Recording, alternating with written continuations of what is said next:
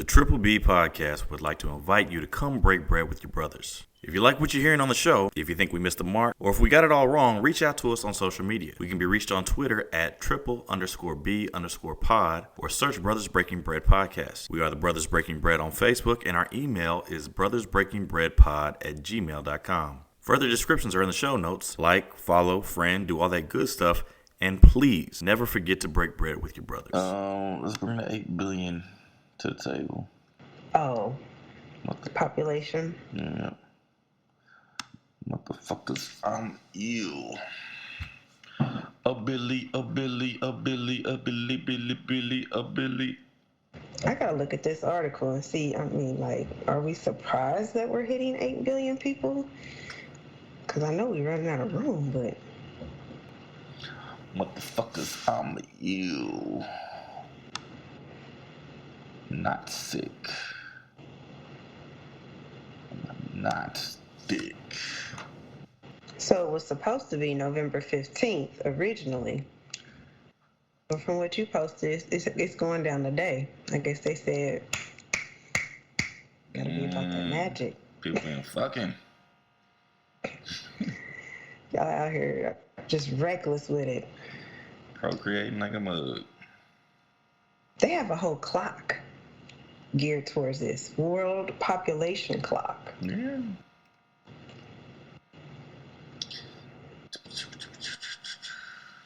I wonder what percentage of it is like, if you were to add up Octomom, Nick Cannon,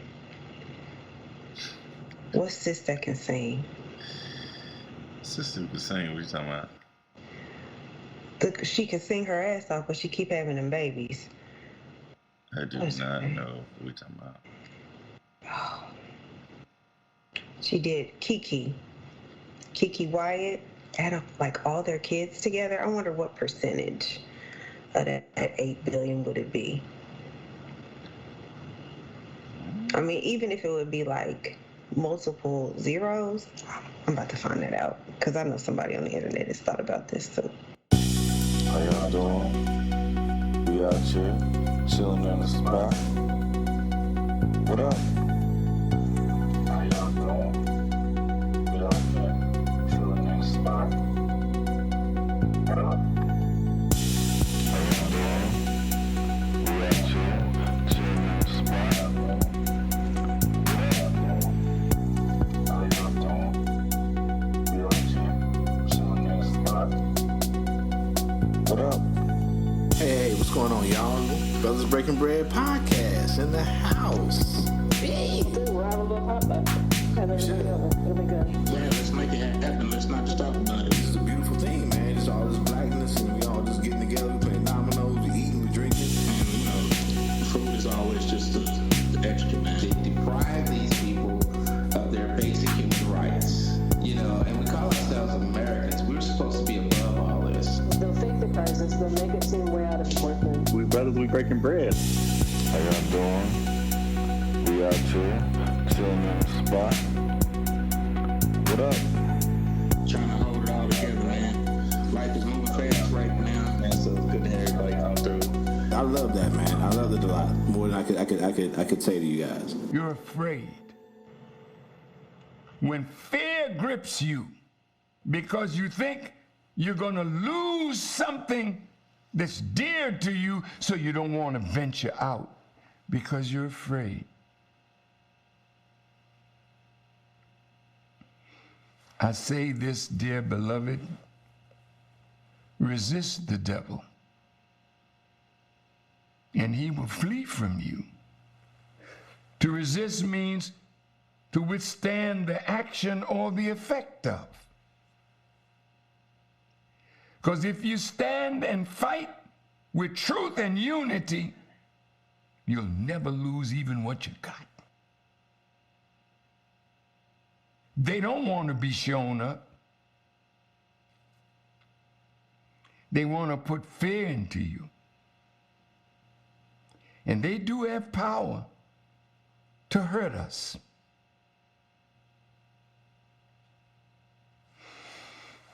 And God has plenty of power to hurt them. He couldn't resist. The dear brother minister just had to throw a little anti-Semitism in at the end right there for you. Just to let you know, ain't shit changed. So Them one-liners at the end. I love it, man. Yeah. You know, I think every song that got Farrakhan in it is like a classic to me. anytime like a Wu-Tang song or something come on and they throw some Farrakhan in the mix, I'm with it. So welcome. The brothers and sisters breaking bread. We got a bit of a skeleton crew. Yes indeed. Miss Honey Buns is with me. How you doing? Okay. You know, it's Wakanda Forever weekend. So we got some folks out here doing some other business, enjoying films. Oh, what, 2 hours and 41 minutes of it? Oh, absolutely. You have to. That's a marathon, y'all. Hey, you want quality, you got to pay for it.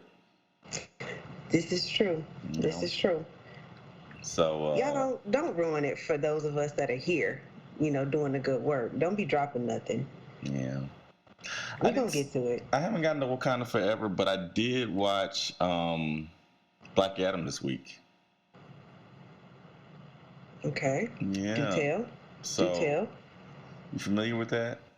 No, I'm not. That's why I'm asking you to do tell. That's the DC side of things. Okay. So, you know, the Supermans and the Batmans and that type of stuff. And, you know, starring Dwayne Johnson. Okay. Yeah, so it's a black superhero. He has Egyptian roots. Okay. So I mean, I think it was long anticipated too, but it has definitely not gotten the same type of love that Wakanda and Wakanda Forever have endeavored. Or endeared. But I thought it was a solid little flick. Okay. You know what I'm saying? So. How many popcorn bags you give it? What we going out of 5? Out of 5. Out of 5 popcorn bags. I think I got some more digesting to do, but I definitely think it's worth 4-ish. Oh, 4-ish. 4-ish.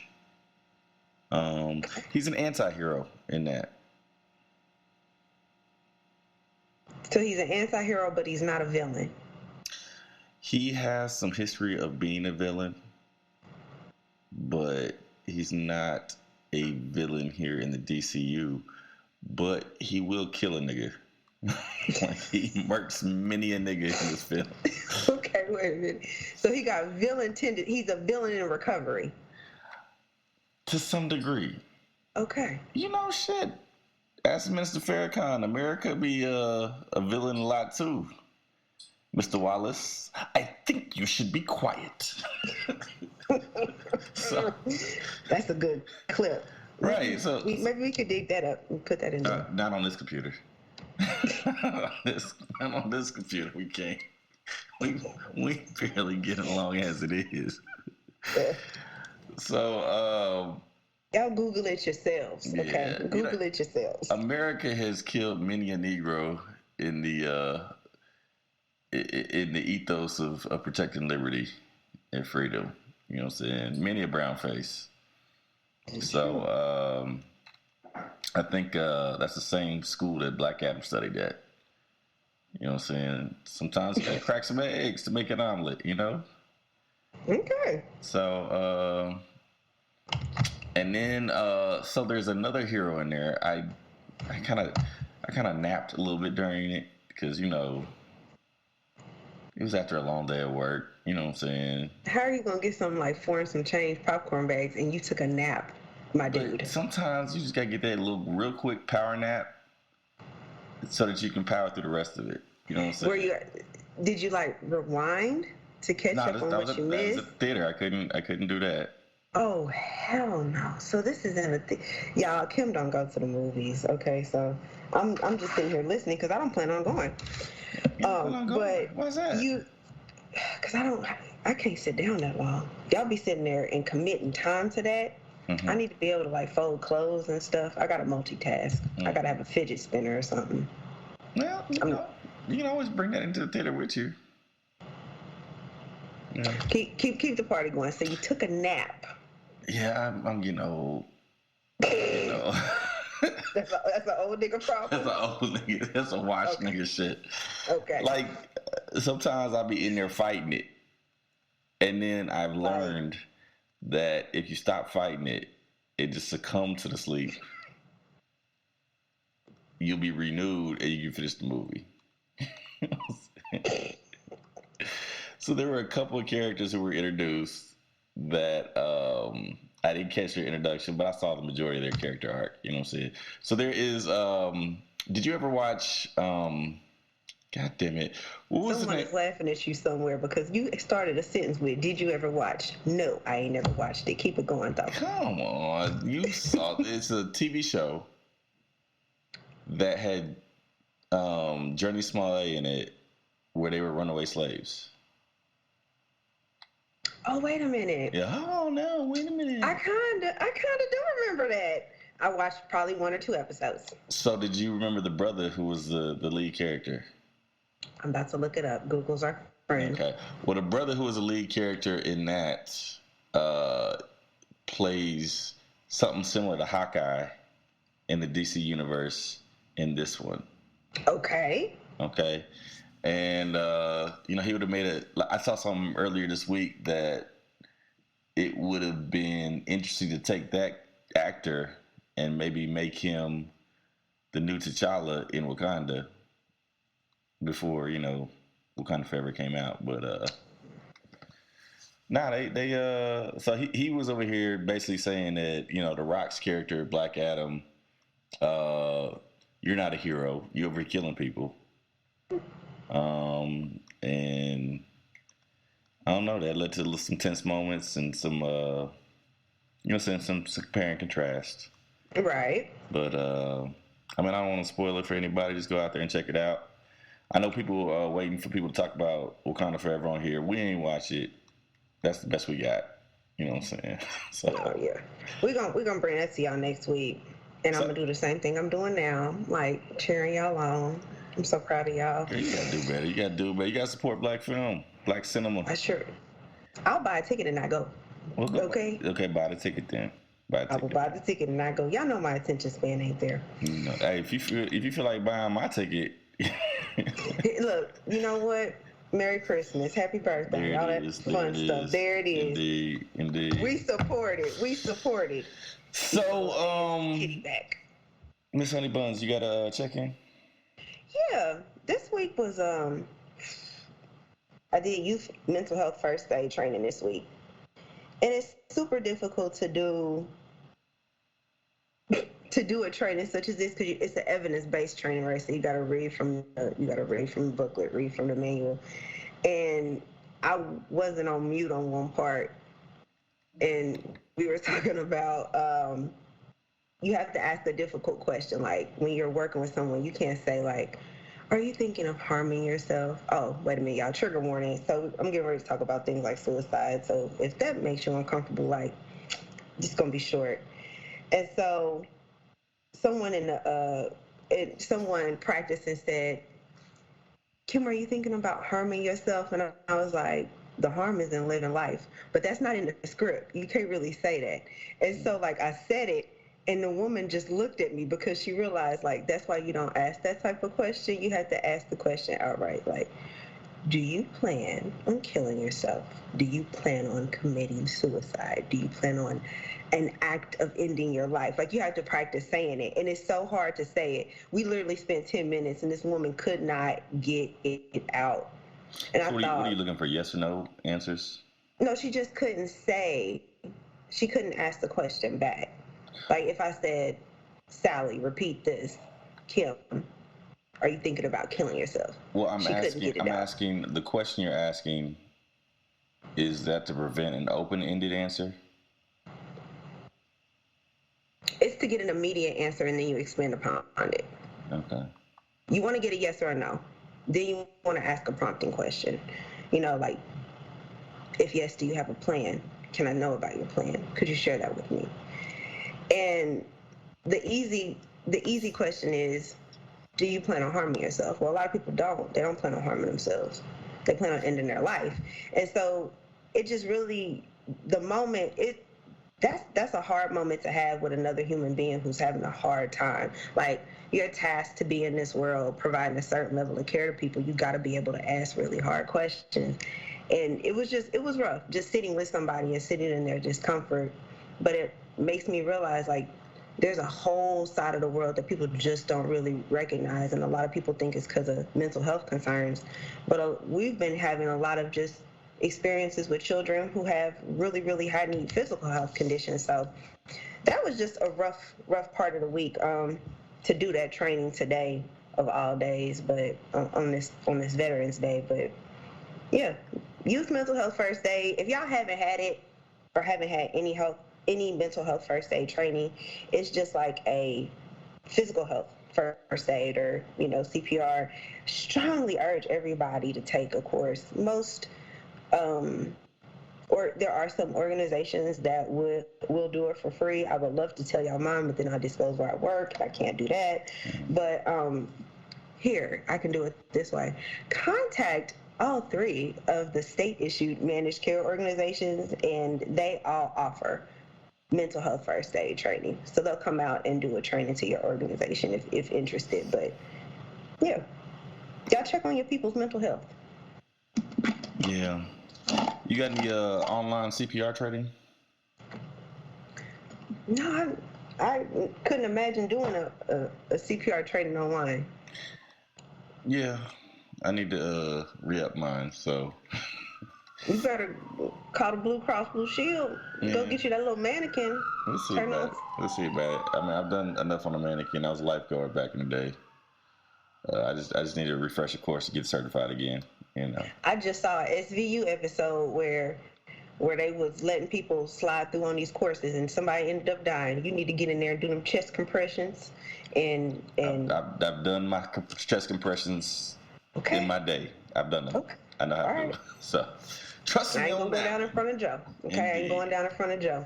Yeah, you might. He gonna have the wrong song. Stay on top of it, because you know I might be 15-2 and then switch it up to 30-1, and I don't know. You know what I'm saying? See, got her slipping. I might be, but online they will tell me the ratio, so I might be cool on that. You know what I'm saying? Right. Well, what's been going on with you? Yeah, so it's election week. So I've been busy. You know, I teach the truth to the youth. I say, hey, youth, here's the truth. Better start wearing bulletproof, you know. Little TP reference for you. We've been breaking down the election all week in class. And, you know, trying to understand, make some meaning out of it. The kids, I think a few kids had some breakthrough, some curiosity. I put out, you know, a lot of poll data, a lot of interest inventories that, you know what I'm saying, the voters were kind of going into the election looking at. And I think it provoked kids to do some thinking, ask some questions. Want to know the difference between what is a Republican, what is a Democrat, why is it that black people vote this way, why is it that women abandoned the Republican Party and went Democrat this year? You know They're asking some good questions. Yeah. Okay. Yeah. So I put the information in front of them. We had the higher ups do a walkthrough today. I know it was my principal and one of the assistant soups came through, and I want to say they were leading people from the state through the classroom. So from what I saw, I think there were, you know, I think they like what they saw. You know what I'm saying? Okay. So I might be able to keep my job even if we can't keep the building. So are they thinking about like relocation or? Well, I don't want to spend a whole lot of time on that, but they are discussing. The plan has been made to close Central High School down, and in that process, the kids would be moved to another school, and the teachers would be guaranteed a job. You know what I'm saying? It may not be at the high school level, maybe at the middle school level. Not exactly sure. I did hear talk this week that they might decide to let the school die gradually by just not taking in freshmen next year. Yeah. And I'm like, I don't want to be around for that. So, I say take the fucking Band-Aid off. You just saying just rip it. Yeah, and for selfish reasons, I have things that I want to accomplish as a track coach. I'm staying around now because I feel like these kids deserve to have a good season this year.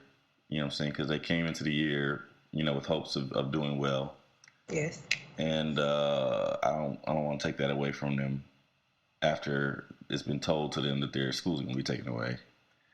But I don't have time in my life to sit around and babysit a dying school. Yeah. But, for some people, that dying school is all they know. So, I mean, you may go left and they may go right, and both of those things can work at the same time. And, yeah, no, I understand that. But what I'm saying is I can't be there. Yeah, no, I get it. Because I ain't got but one life to live, and I can't spend the next 3 years waiting on the school to die. Right. You know what I'm saying? So we'll see what happens. I don't know. Additionally, went to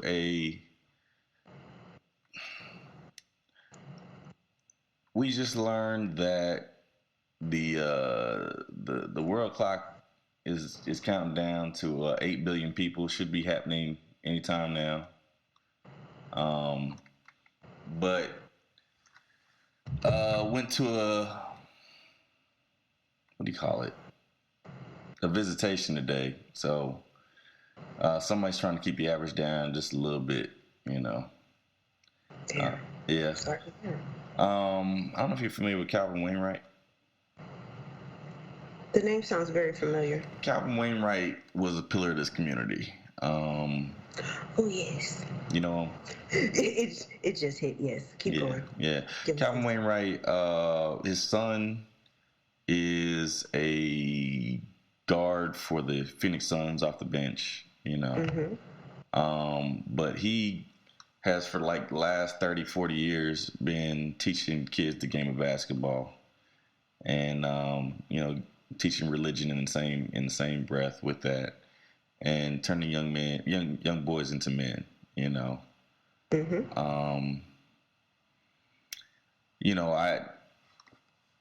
I came to know him from coaching basketball with a common, associate, and he would come to the gym and help out. When I was really young, like fresh out of high school, I was in the gym. Like when he would host open gym, I would be in there every once in a while. But I wasn't there like everybody else was. I only did it a time or two. But so I knew who he was. But later on, as I started coaching basketball, I became a little bit, more familiar with him. Later on, when I was athletic director, I called upon him to come in and help watch us at a time when we needed some help and some inspiration. And so he would come in and minister to the kids. So I saw him at the visitation today. Sometimes you need that visual to confirm that what you heard is true. And that somebody that you admired is gone from this earth. Kind of scrolled through my text messages with him. He's not somebody that I was, deeply engaged with, but, we would exchange pleasantries. If you saw something happen on Facebook, you check in on them, that type of thing. Right. And, so he was definitely a beacon in this world, and it is sad to see that light extinguished. Yeah, I had to pass that on to Pops. My dad refereed basketball, high school basketball, for very many years. And I remember him speaking about Coach in particular, and just some of the interactions he had with them. So definitely a huge loss to our community locally. I wanted to say, I know was it very late last week he passed? No. It was Halloween. Yeah, Halloween. That's Halloween, yeah. Yeah, Halloween, November 1st. So, yeah, it was October 31st, yeah. So, shout out to, the family. And I have no doubt that he's headed to, upstairs, The upper room. the upper room. So, with that being said, we got a word. We've been talking elections. Somebody we've been checking up on for quite some time, down in Louisiana, Gary Chambers, unfortunately was on the losing end of a campaign. We'd like to hear more from this man, but we'll see what he has in the future. But he left us a message. Care to listen? Here we go. All right, here we go. What's up, everybody? Let me first say thank you to all of you who have supported us, to the voters of Louisiana who helped us get 18% of the vote yesterday. Let me say thank you. Let me break it down for you, though, why I am proud of the work that we did. This campaign raised $1.2 million. We needed about $5 a vote is what we did in our expenses. And had we raised about $5 million, we would have been able to get the same amount of votes as Kennedy. What I want black voters in Louisiana to understand is John Kennedy still did not get more votes in his winning than there are black voters registered in the state of Louisiana. And if we ever decide to show up in numbers the way that we exist in this state, we can decide whatever election statewide we want to in this state. To every forward-thinking white voter, progressive-minded person who helped us prove that this state does not want moderate leadership, that the Democratic Party wants ideas and solutions to our problems. We presented the most comprehensive platform of any candidate on the ballot, and the people on the Democratic side chose us. Now, the Democratic Party is fucked up in Louisiana, and there's no need in us pretending about it. We would have been in a much stronger position had Katie Bernhardt, the chair of the party, not worked actively to destroy our path to getting the endorsement of the Democratic Party to be the sole Democrat. But I'm not upset about it, because what we know is the actions of the party expose what the realities of Louisiana are. To the National Party, you spent a ton of money around the country and ignored Louisiana. We spent about $5 a vote and got 18% of the vote, and with your help, Louisiana can elect Democrats statewide. It's my job right now to figure out what do I do next, but what I do next is going to be about how do we make this state stronger. There's been a lot of conversation about if I run for governor. The answer is no. I am not interested in running for the governorship of Louisiana, but I will be actively in the conversation about who the Democratic candidate should be and making sure that a Democrat is competitive in the governor's race for 2023. Now, whatever you think about where we are as a country today, I am optimistic, because against all of the odds, against people working against us and not helping us, there wasn't a single real effort from the political establishment to support our campaign, and we still exceeded the expectations that anybody else expected.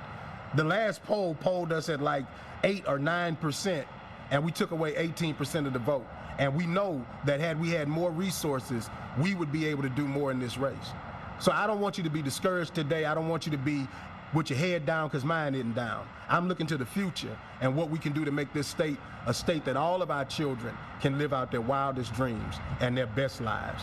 I still believe in the magic of who we are and that our best days are ahead of us.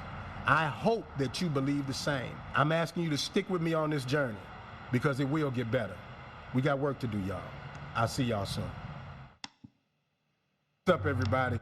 So, good brother Gary Chambers went down. He went down fighting, though. Yeah, Gary said he's gonna take us on a fantastic voyage, but I this is my second time, maybe third, listening to the video, listening to the clip, and I was just the votes. I mean, he had it down to the dollar, $5 a vote, and to be able to pinpoint, the infighting and how that was a huge limitation. But I think the line that got me was I'm sorry, y'all, it's late and I can't collect my words, but the person who won the vote didn't have the total amount of votes of that, didn't have as many, didn't have, I can't find my words, y'all. Okay. The person who won didn't have the total amount of votes as like he did when it came to the African American vote.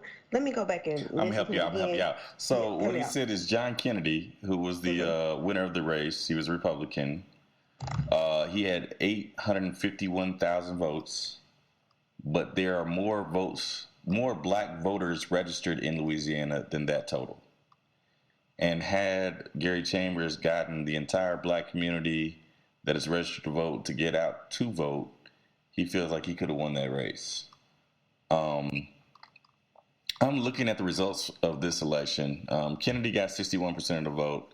Chambers was second with 1785, but they had 3 Democrats and 2 Republicans in the race. And I remember there being a primary. So I'm a little confused at why there's so many Democrats and Republicans in this race. I don't know how elections are done in that state. You're from Louisiana. Maybe you can enlighten me. Not from Louisiana, but you spent a significant amount of time there. And I should know better, and yet and still I don't. Mm-hmm. So I'm seeing what you're seeing. I had to pull it up on my end to give myself a visual. But yeah, this is Sarita Stibe, 2.3%. Vinny Mendoza, he had his 1.8%. And not saying that, but those percentages count. I'm kind of surprised. I didn't open up that far. Yeah, you got a whole field. Yeah, Salvador. I mean, it's. So you got a libertarian, like 5 Democrats, and so apparently they've just opened the gate and maybe they didn't have a primary. Maybe everybody just does it on election day, and they're probably doing it similar to the way Georgia does it, where if you need to get a supermajority, not supermajority, they need to have a majority, and if nobody gets a majority, they probably have a runoff. Yeah. So Kennedy did not need a runoff. He got the full 50%, and Chambers was the second finisher. Mm-hmm. But had you eliminated all these other voters, it's just as you said it, Joe. Yeah. It says a candidate can win the election outright by having 50%, more than 50% of the vote. Mm-hmm. So yeah, I don't know. I thought they had a primary in Louisiana because I know we've been covering this race to some degree. Not closely, but from a distance. Mm-hmm. And apparently, I was mistaken. We learned something new this evening. They let everybody in the race and let it be a free for all. So, so he was the second finisher in the race, and. We're going to miss him being out there in the running. He's not going to run for governor.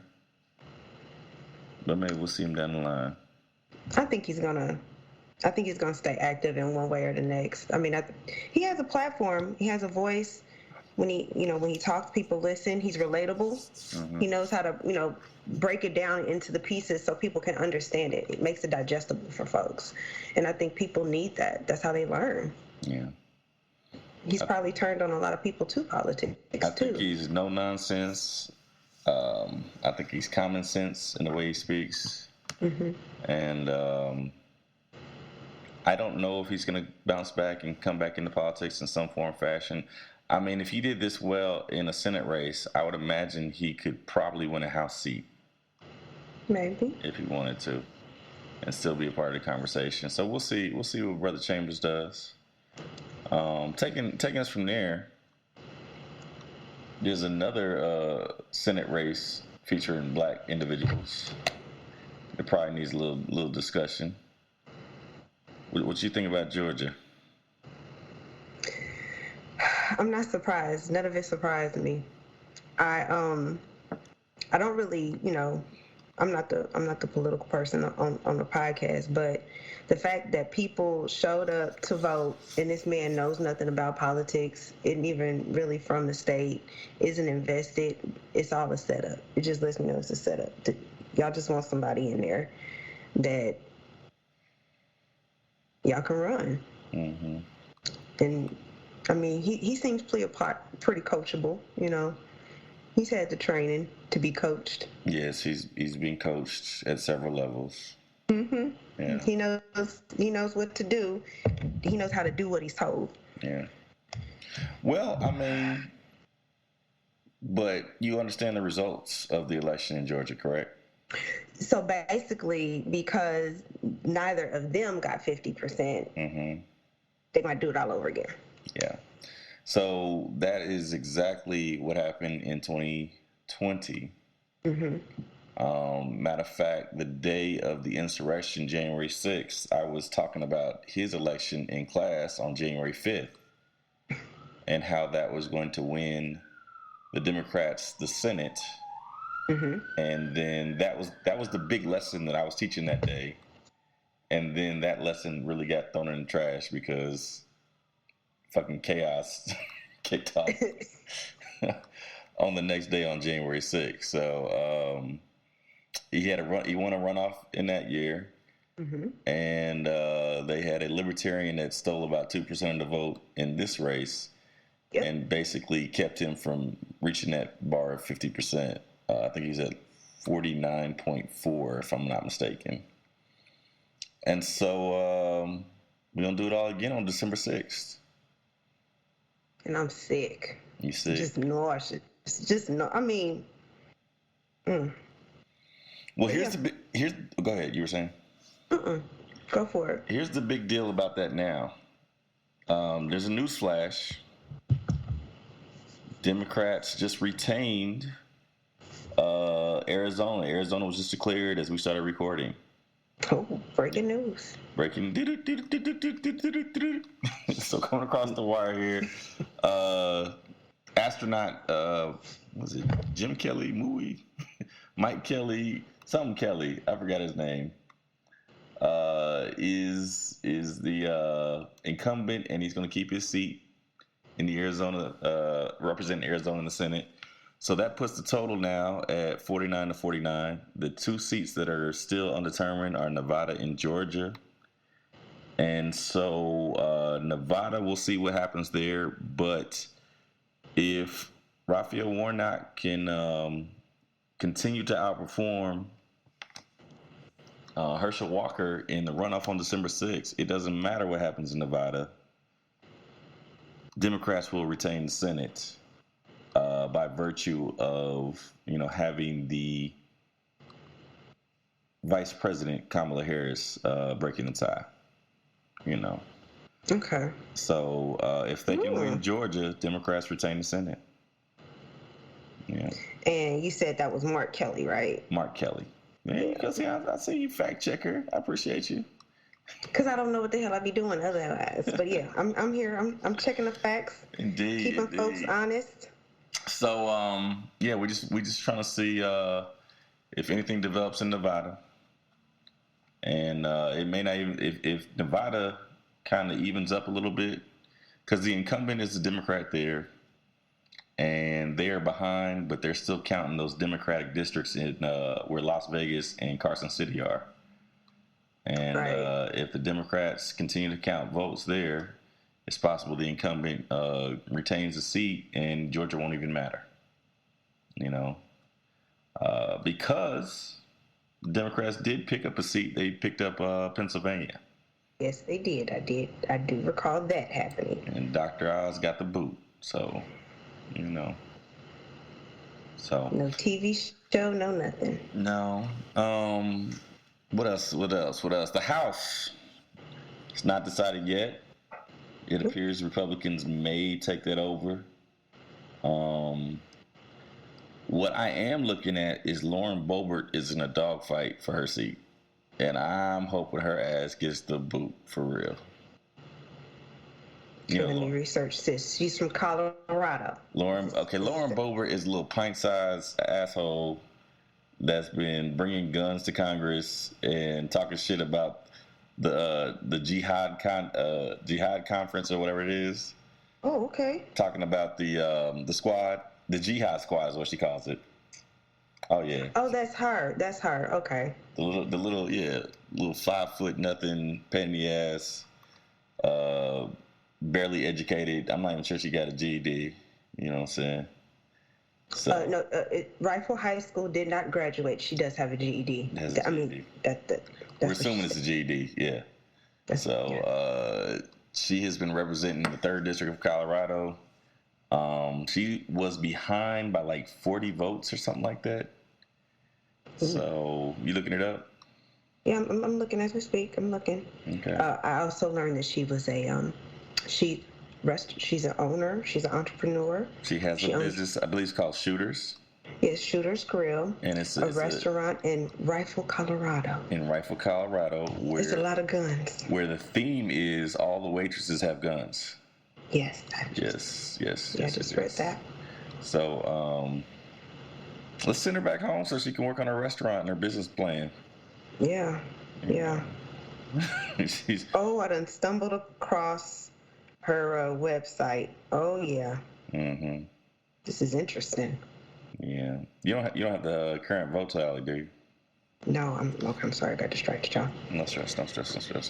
So, go ahead. 50.2% as of right now, with 99% reporting. Is she up? Adam Frisch is at 49.8. So she was behind, so she's taking the lead back. Okay. But 99% reporting. Yeah, so she's probably gonna retain her seat. God damn it. 5 foot nothing stays up in there. Yeah. Anyway. That'll give us plenty of targets to talk shit about. Her and Marjorie Taylor Greene coming back, so we'll have a lot of shit to say about them and the Free Dumb Caucus. You know. Yeah, I don't know what their category of award is going to be. Maybe we have to. They won something last year. I forgot what it is, but they won something last year. Bag of Dicks. I think they got an assortment. The women won the Bag of Dicks award? It wasn't just them. It was the whole caucus. It was the whole caucus. Okay. So that's Jim Jordan from Ohio. That was Matt Getz from Florida. I can't remember where old buddy's from. I want to say Texas. I can't think of his name. But there's about 5 of them. Yeah. And from Georgia is Marjorie Taylor Greene. So, yeah, they won a Bag of Dicks. I don't know if they got the big bag, the medium bag, or the singular solo dick that they had to distribute amongst themselves. I don't know. So they were sharing the snack size, like a little 25, 35-cent bag of dicks versus the $2.29 bag of dicks. Could have been. Okay. So I'm not sure. We'll have to go back and check that out. Yeah. Big news in Missouri. I know you're on the Kansas side. You familiar with what happened, right? I believe marijuana was recreationally passed in the good state of Missouri. It was legalized out here. Yeah. Y'all about to be crossing them rivers. My Kansas people about to be crossing them rivers. Yeah, jumping across the call. I know it. So, I know there's been a bunch of dispensaries open up already because medicinal was already approved. Right. I don't know how things are going to change because, like I said, they already have the dispensary set up. The infrastructure's always seemed to be set up. I think more people are going to have licenses. You know, I know people who partake may be able to do it a little less in the dark. You know what I'm saying? True. And what it did promise to do is to release or give people the right to petition for release if they had, you know, nothing violent going along with their prison time and they had been incarcerated for marijuana charges. So, you know, we look forward to bringing some good people home, you know, and reconnect people with their families, you know what I'm saying? So that's always a plus. I guess I'm really curious to see. I always wonder, like, how minorities can get a stake in the business that has incarcerated so many of us over the course of time. Because the startup costs and the startup fees are astronomical to get into even the medicinal marijuana business. So I can't even imagine what, like, it would be for the recreational side.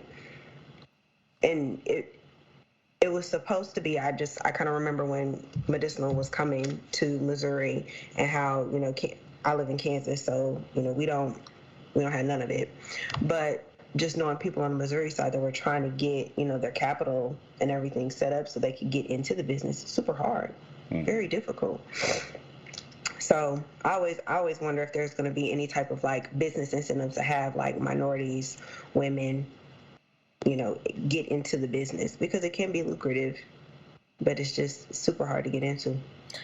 I would say to you that the Republicans won the legislature in both the Senate and House.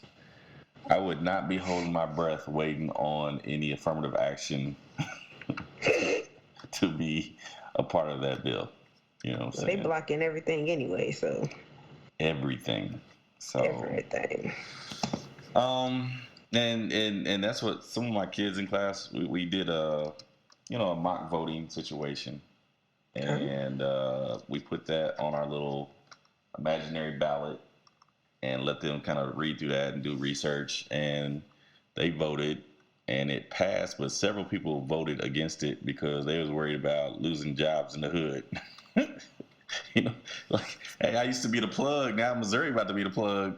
Yeah. Like, it's about to fuck with people's livelihoods. I mean, so how can you get them? How can you transfer that set of skills? How can you transfer that?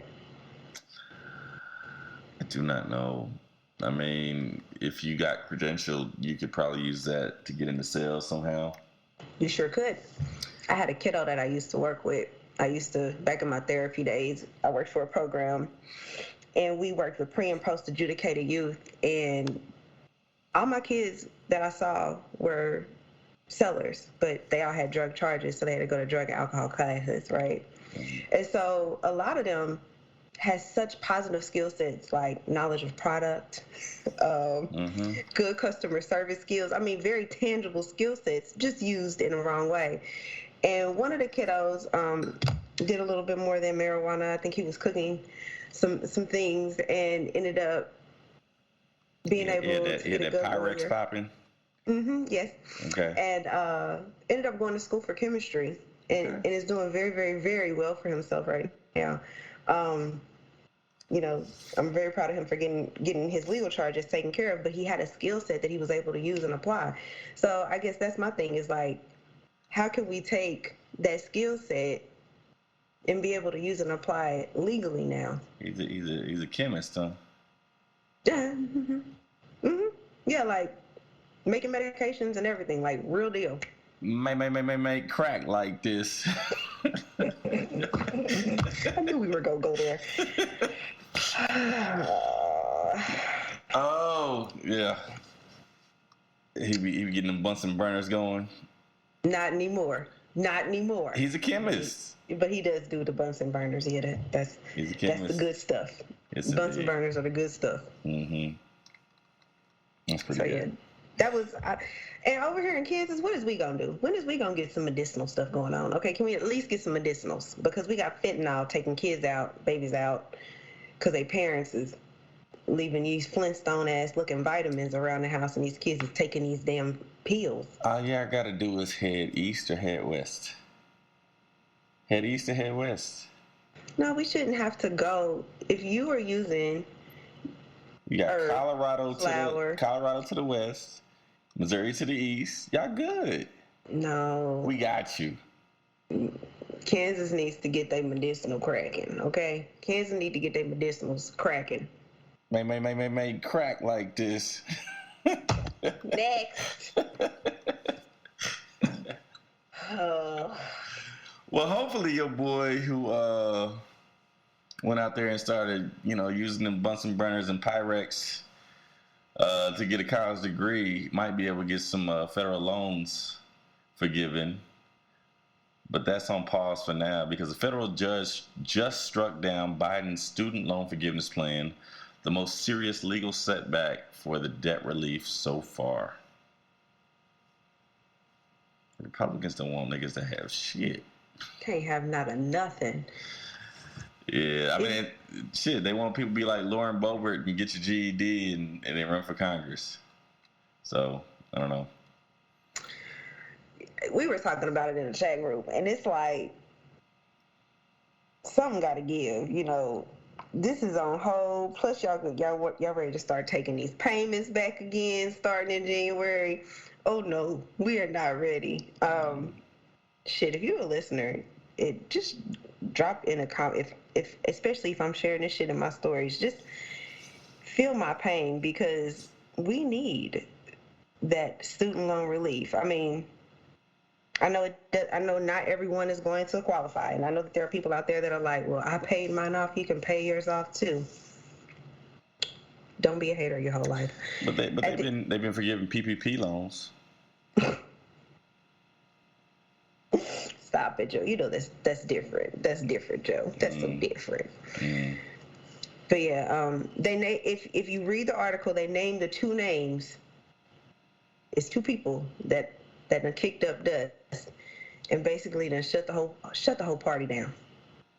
Yeah, let's take a look at it. A federal judge just became the first to strike down President Joe Biden's student loan forgiveness plan. On Thursday, U.S. District Judge Mark Pittman, appointed by former President Donald Trump in the North District of Texas Court, ruled that Biden's plan to forgive up to $20,000 in student debt for federal borrowers making under $125,000 a year is illegal.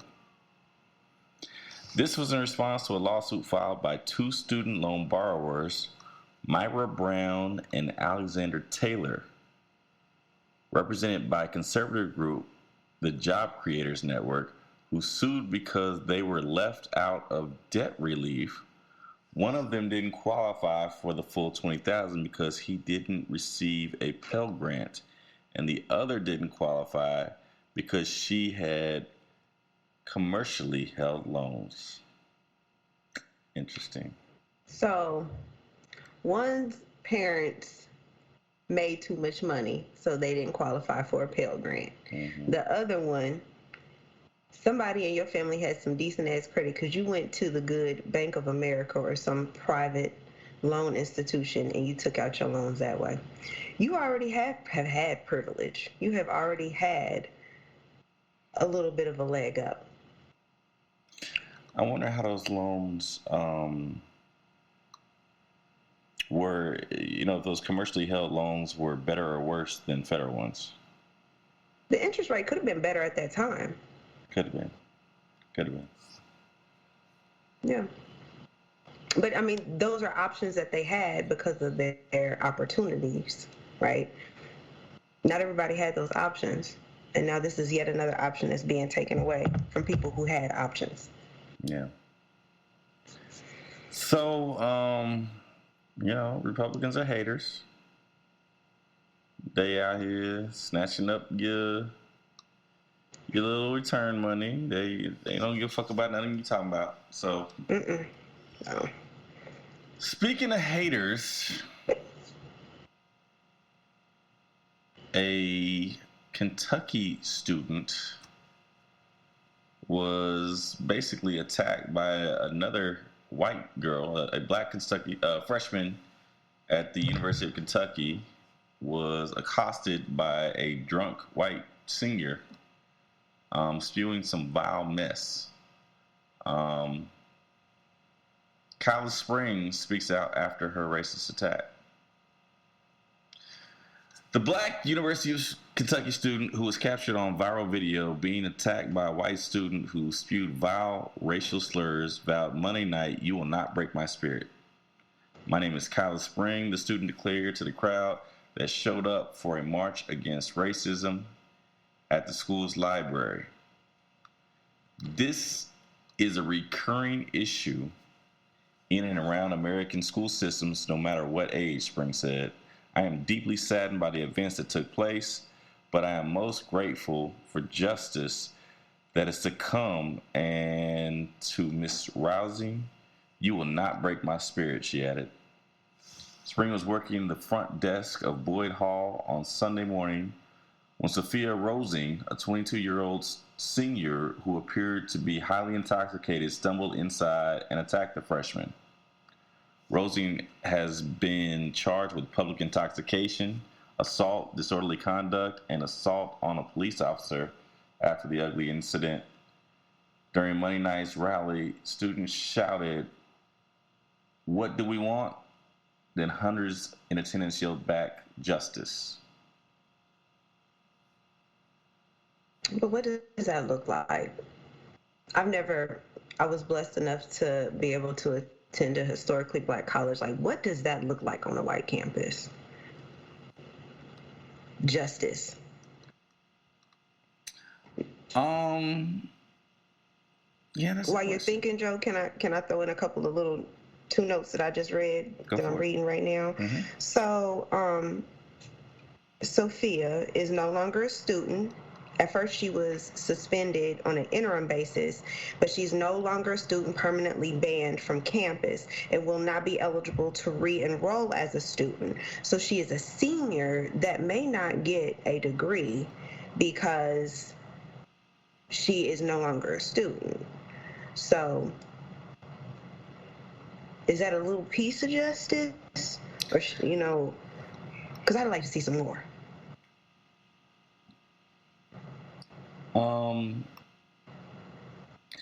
It is interesting in the wake of what we've seen with Kyrie, with Kanye in recent weeks, to see somebody else basically have their card pulled for their misconduct.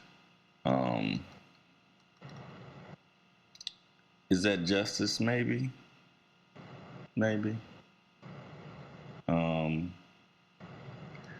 I don't think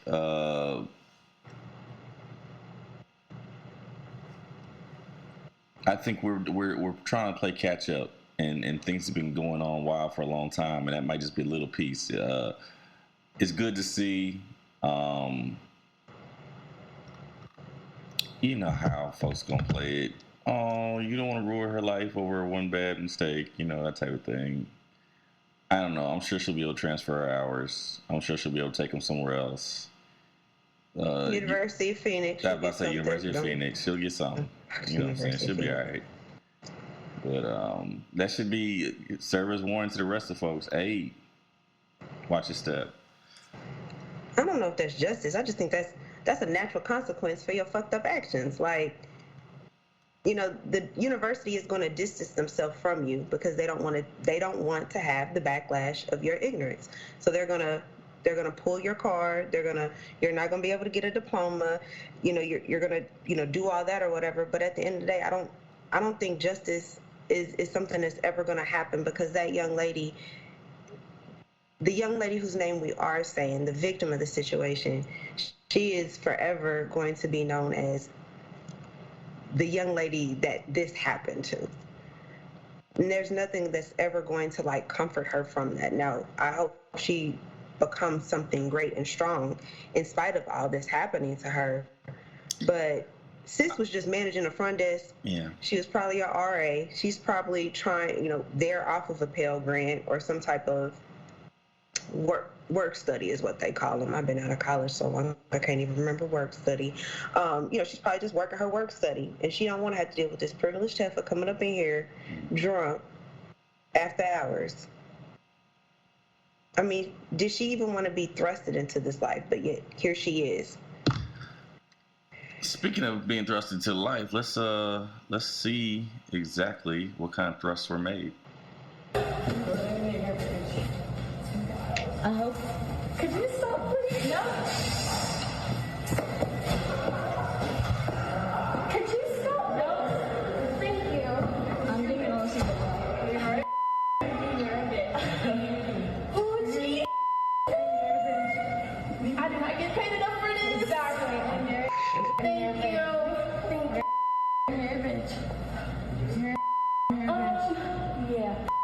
I got the phone video. Me too. I got the phone. You're trying to get me to get her to like get chairs and things. No, I'm never drunk. You're drunk. You're bitch. Yeah. So that whole exchange was a 22-year-old white girl telling a 18, 19-year-old black girl that she was a nigger and a bitch. In the same sentence. Yeah. At the same time. Yeah. So she got... I'm over here pink. Why is that? I don't understand the audacity of people. I really don't. But kudos to sis who held herself, and maybe one sober, one night, so forth and so on. But she held her cool the whole time. Mm-hmm. She held her cool the whole time. I still would have river danced her. If I was 19 years old, river danced. All on her head. Stomp the mud hole in that ass. Mm-hmm. Yeah. Oh, it would have been some cleanup on all too. Mm-hmm. It would have been some cleanup. So that girl got everything she had coming. I just, sis, the not guilty plea, who is your judge? Who is your lawyer? You can look at the video and tell that the Caucasian young lady is definitely inebriated. You can look at her and tell she's drunk.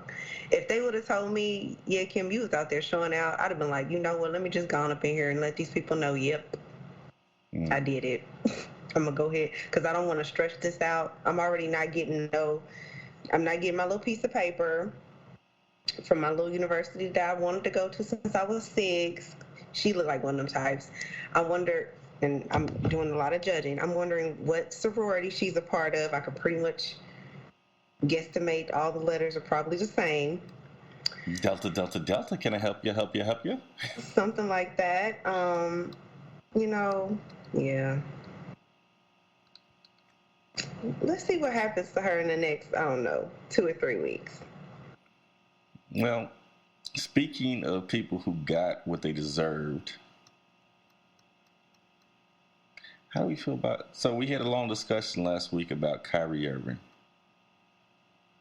And I know you weren't privy to it, but there was a lot of discussion in the Brothers Breaking Bread chat. Unfortunately, everybody had things to do tonight. Like I said, Roger is in another part of the state watching his sons play football, which they won, by the way. So they've made the Final Four. Congratulations! And they are back-to-back district champions. So they're going to be playing for. They got 2 more chances to, if they can win both those games, they will be Missouri State champions in big class. So that would be exciting. And then, like I said, other people were out watching Wakanda, or just enjoying their life tonight. You know what I'm saying? This is true.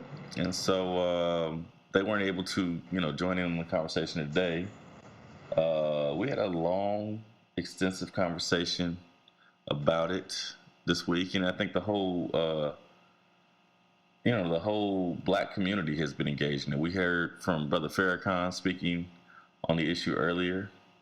Mm-hmm. There was another video we had that kind of took the stance that Slim AC and maybe Zeb took last week, that basically said Kanye, not Kanye, but definitely Kanye, but Kyrie also kind of stepped out and created his own issue. I think Roger is taking that stance as well.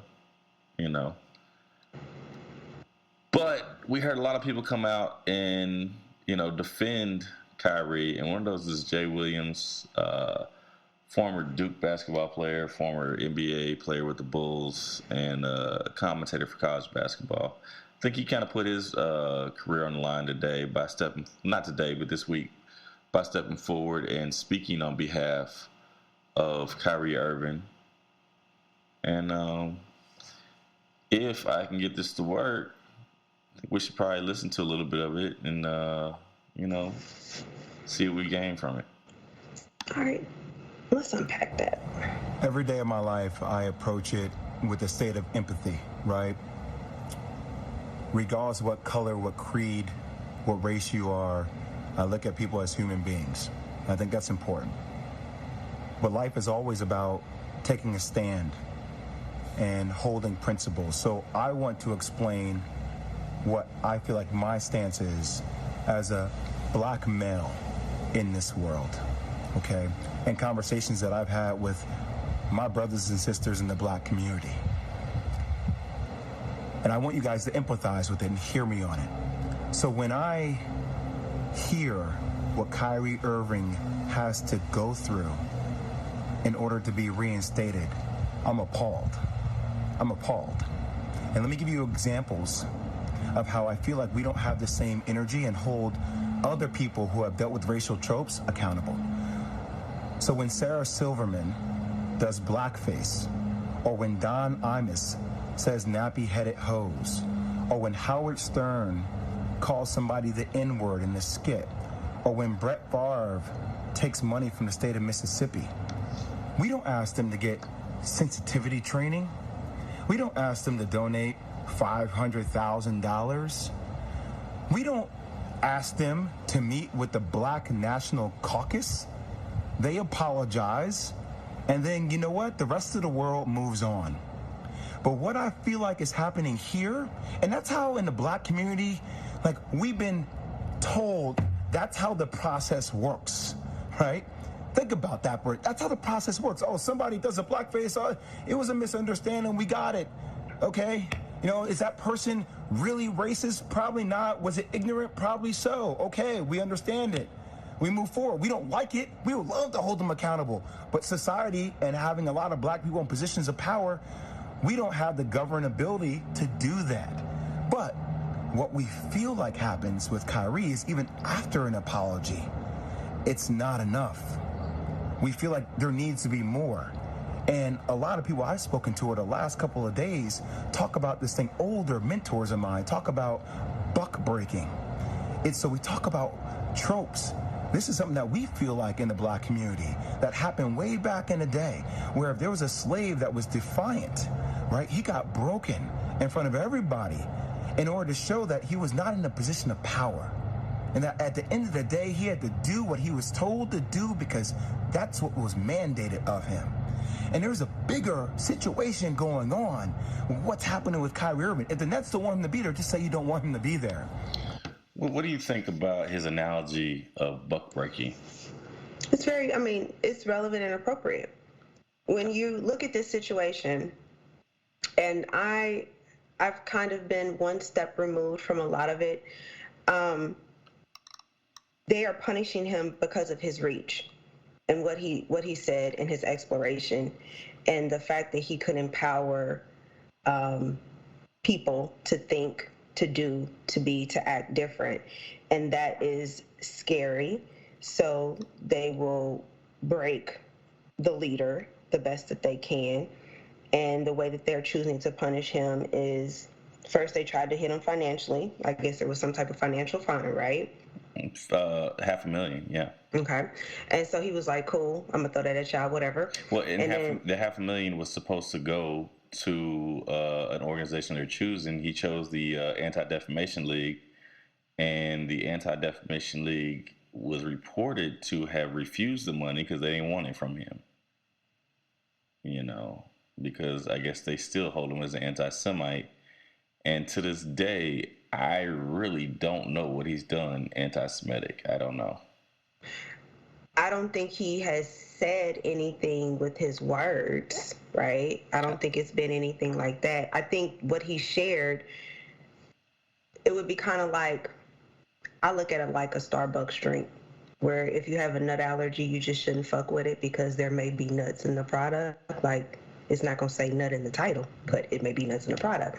So what he shared actually had a word or two or three that may have been anti-Semitic, from my understanding, but that wasn't the bulk of the message, and that wasn't necessarily the part that he was focused on at all, which was to enrich him.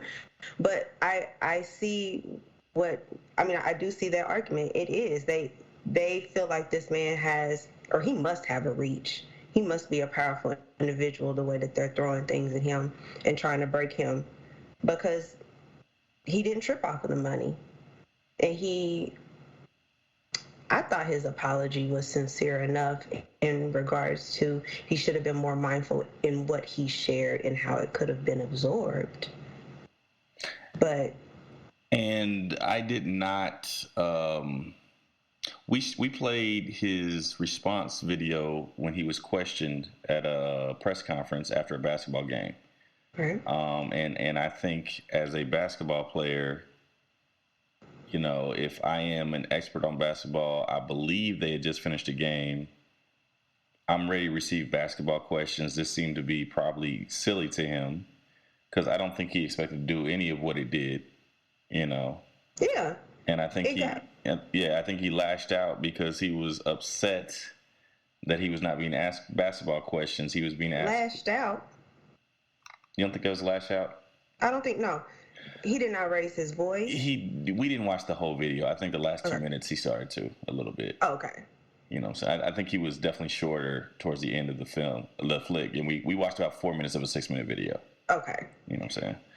But isn't that a reasonable response? Like you said, he plays basketball. He is a basketball player. Mm-hmm. He is coming to talk about the dribble or the points, the rebounds, assists, and how he fucked up my parlay. Okay, I get that. But at the end of the day, like, what I shared last night has nothing to do with my performance today in this game. Mm-hmm. And so, like, I understood that part of the argument, you know, in regards to him being annoyed.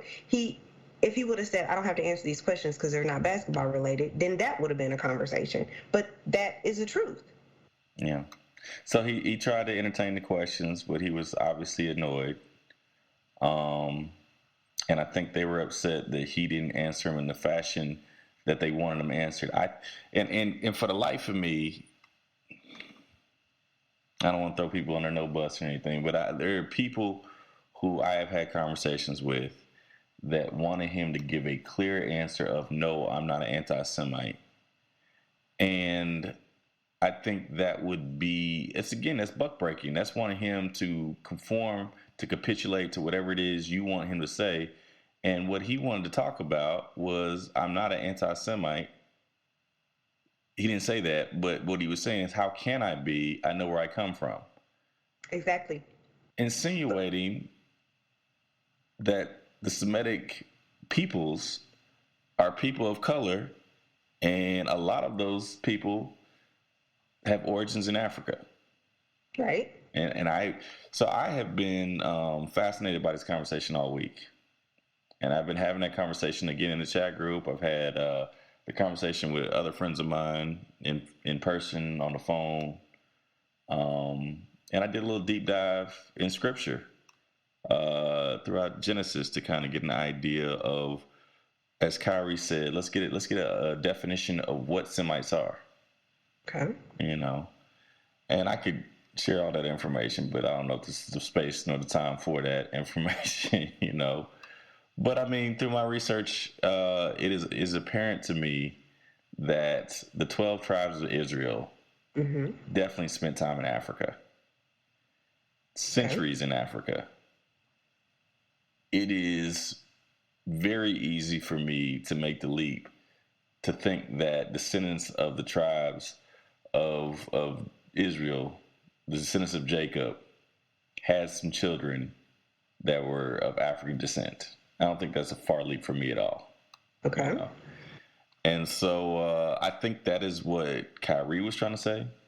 Yes. I think that's what Kanye was trying to say. I think Kanye was a little bit more wild in the way he portrayed it. But I think that's all Kyrie was trying to say, is that I cannot be an anti-Semite because I believe that I am from Semitic stock. Exactly. And so, go ahead. So I guess, but okay. I thought that was kind of naturally inferred, the point that you just made. It was inferred, but they wanted him to be explicit and say, I am not anti-Semitic. Stop. That's it. End of sentence. That's all he wanted.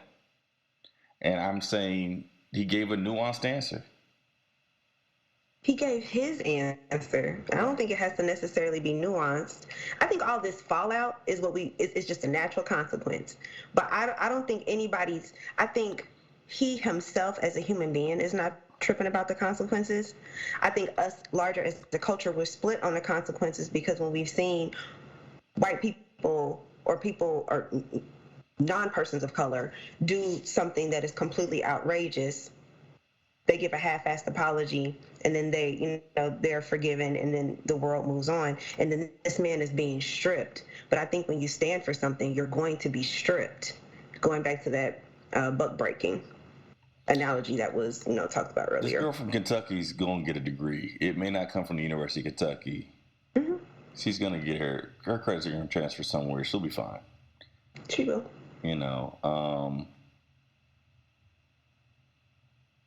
I'm looking at this. She brought up Sarah Silverman. And I didn't know shit about this. You know who Sarah Silverman is, right? She's a comedian, correct? Yeah, she's a Jewish comedian. Okay.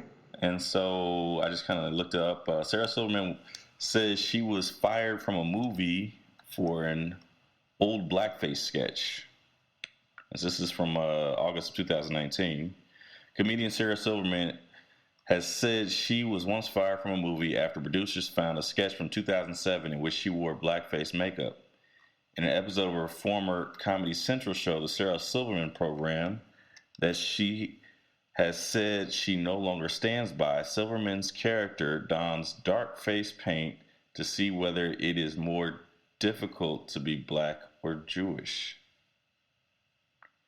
The episode, which was intended to examine racism from a point of view of Silverman's eponymous character, features the comedian saying, "I look like the beautiful Queen Latifah," and telling the congregation of an African-American church, "I'm black today." She's got straight up blackface on, like charcoal black. Like when you think of blackface, that's what she's got on in this picture. Okay, so it's bad. It's bad. Okay. And she's Jewish. And I didn't know shit about this. And you were expecting this to make the news? Jason Williams obviously knew about it. Apparently, it's on a CNN story from 2019. Apparently, it made some sort of news here and there. I don't know. Not like Kyrie. And she's a public figure. I'm not saying she's on the level of Kyrie. She's definitely on the level of Kanye, but she's Sarah Silverman. But she's not educating the masses. She's not changing people's thought processes. She had her own show, and I guess she was trying to say, was it harder to be black or Jewish? And I believe she's had a show since then. And if Kyrie does what the people want, he will continue to play basketball. But if he doesn't, he probably won't. Will he ever live it down, though? Because I put it this way. When you think of Sarah Silverman, you don't think of her in blackface. No, because like you said, we didn't know. I think this is going to be something that tags him for the rest of his career. It probably will, because that's how they break our men. Yeah. Yeah. I mean, I wouldn't. Is it a horrible thing that she did? Yes. Should she technically be canceled for it? Sure enough. But will it happen? Nope. Well, it hasn't happened. That was in 2007. That was in 2007. And you're saying that she will get blackballed, or she'll have some type of financial consequences? I'm saying the time for that has come and it is gone, and that is water well under the bridge. You know what I'm saying? That's out of the ocean. Yeah, we're saying the same thing. Yeah. We're essentially saying the same thing. Like at the end of the day, sis is not going to have no level of consequence. Sarah Silverman is not going to have any consequences. Well, no, she got fired from a movie. Okay, I'm sorry. That was her natural consequence for her poor choice. Okay. And Kyrie, he's experiencing a natural consequence for his choice. But yes, this is going to follow him his whole career. He is going to be known as that guy. Jay Williams asked, is it natural that he posted a video on Amazon about Hebrews being black, is that a natural consequence to have to give up $500,000? It is no. It is the consequence. It is the reaction for the action. I'm not saying that it's right. I'm just saying it's the reaction for the action. The action was posting it. The reaction is you gave no context when you posted it. So these people are going to take it and run with it to ruin you. Why you? Because you have reach. But you've talked several times about how people have applied meaning to your emails. Yes. They have applied meaning to his text because he didn't quote anything from Hitler. Just because the movie may or may not have, and I'm gonna tell you what, I have been wanting to go watch this movie on Prime. The problem is that shit is $50 to own and like $12 to rent, and I don't know if I want to watch it that damn bad. You know what I'm saying?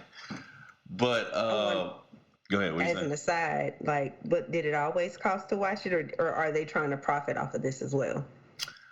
I do not know because I didn't know about it before the post. Okay. I'm just curious to know if anybody knows. Just communicate that to us. I do know this is still on Amazon, which is a larger concern and a larger problem. Kyrie is just a messenger. Has not been pulled down. You know? Yep, and it's not going to be. Mm-mm. So what I'm saying is they have applied meaning to his text, to his post. His post was clearly about the idea that Hebrew people are people of color and that he believes that African Americans are descendants of those people. I don't think it's saying to the exclusion of white Jews. Mm-mm. He's just claiming his stake in the kingdom of the 12 tribes, and he is being held responsible for a fleet, like a subsetting. Like I don't even know if it's a subheading. It may even be just a throwaway comment here and there within the video. He's being held accountable for that. I don't think that's fair at all to have to give up $500,000. So he got to have a conversation with the ADL. I think he can handle that. He'll be fine. Right. He apologized. He said, I accept responsibility. We don't have that video here, but he did accept responsibility for his actions. But he didn't do it and basically say, oh, I saw it, Master. I don't have no problem with no anti-Semitism. He don't do none of that. He definitely stood on his word and definitely, continued to make clarifying statements that, some people are probably upset with because they want him to, again, be a broke buck, Well, I guess it goes to at what point does his workday start and stop? Because at some point you got to be off the clock. At some point you're not representing whatever team it is he represents or plays for. I don't know about that. So if you know that, then why are you struggling with him posting this? Because at some point it cannot be. If it was directly saying that I affirm these negative ideas that were embedded in the video, I get it. Mm-hmm. I feel like you are responsible for, represent your organization 24/7. I definitely agree with that. You know what I'm saying? But I'm saying to you, if you post a symbol online and it means one thing to you and that one thing is acceptable, and somebody takes that symbol and they go to some abstract far reach of the internet and they associate something else with it, are you responsible because other people's imagination, took your pure symbol and perverted it to a different context? I don't know. I feel like and I was kind of playing devil's advocate on that last one, but I feel like at the end of the day, he has his belief. He is standing on his belief. I don't think any of this is fair. People think that this, like, they want him to beg and plead, give the money. Grovel is the word that I couldn't think of. They want a lot for him, and he said his piece. He did his apology. He's given his money. I think he's, paid for his penance or whatever. Like he's done what he's needed to do. But at the end of the day, it's not going to ever be enough because he is doing something bigger than what they desire him to do, which is educating and changing thought processes for people, and that is scary. And Nike came forward and said they think their deal with Kyrie is pretty much done. He was kind of on a probationary. It was like they were a moratorium kind of going on about whether they were going to release his new shoe or that type of thing. But I think I saw something today, or maybe yesterday, that Phil Knight came forward and said, "Now the relationship's probably irreparable." Mm-hmm. And, I'm not going to front like I'm about to boycott Nike. No, you probably won't. But their job is to protect their brand, and they want to move away from him because he has negative press right now. Just like Adidas did the same thing to Kyrie. Not Kanye, but yeah. The K's and the K's, Adidas did the same thing to Kanye. Yeah. I just don't get why a man affirming his beliefs in his heritage and not putting any negative connotation and being direct that he does not intend to put a negative connotation on any other people's is grounds to think of him as poisonous and somebody to sever a relationship with. Because I don't think they understand the larger picture. They don't want to understand it. They don't want to understand it. Because you're asking them to break a whole construct of something that they can't even wrap their heads around. Like if they asking him to do the same thing, they asking him to break his constructs. They're asking him to break his constructs, but he's not. Right. See, that's the thing. Like, to me, I'm gonna rock with him because he's standing on his shit 10 toes down. Mm-hmm. Like, I'm not gonna say anything more than what I need to say because I know who I am. And when you know who you are, you're going to receive a high level of pushback. You're just gonna receive a high level of pushback. Now, a lot of people may not like who it's coming from, or the rapper that it's in, but if you're hungry enough, you'll eat a dinner can of green beans. Like the content on the inside is still good. What? I'm sorry. You stuttered at this one place, and I was like, "Did she say what the fuck?" I think she just said. Shit. If you hungry enough, you'll eat a dented can of green. A dented can of green beans. Thank you, Joe, for taking it and fucking it up. I appreciate you. I'm like, what? Oh, there's more. Okay, good. My bad. A can of green beans. Okay. Maybe I should have said a concave. A bruised pear still get ate. I just went with the dented can of green beans because I need to go grocery shopping. But anywho, you know what I was getting at. I do. At the end of the day, I think people are just pissed off that it's coming from him. And same, just like Kanye, and it doesn't help that Kanye presents alternative anyway. I think my thing for Kanye, I think he deserved to be canceled. But I think Kanye should have been canceled like 4 fucking years ago. There we go. This is a collective cancel. We just been waiting to cancel him, and this was we gonna why is this one? Why is this one the cancellation? Because of the populace who he pissed off. And that's the problem for me. He can piss off every fucking buddy else on earth, but then when he got to this one group, now it's time to pull the cord. That's the problem I have. Then I think just as you inferred that last week. Mm-hmm. Maybe that should have been stated. Because, yeah, a lot of people are canceling Kanye because we've been wanting to cancel Kanye for a variety of reasons. Some people wanted to cancel him because he's mentally ill and they do not understand his mental illness. Some people wanted to cancel him because of some of the numerous, countless other shit that he's done. This just happened to be the one bandwagon that everybody could jump on. Mm-hmm. Yeah. It's not right, but it just is what it is. It is what it is. But I think that Kyrie is collateral damage of that.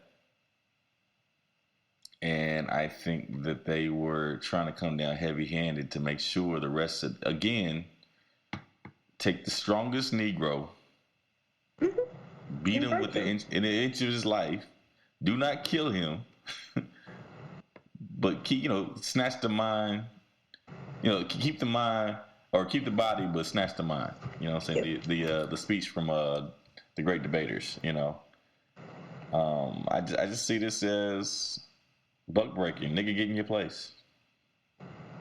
But is it working? Is it working? I mean, does it look like he's hurting? Is he bending to break?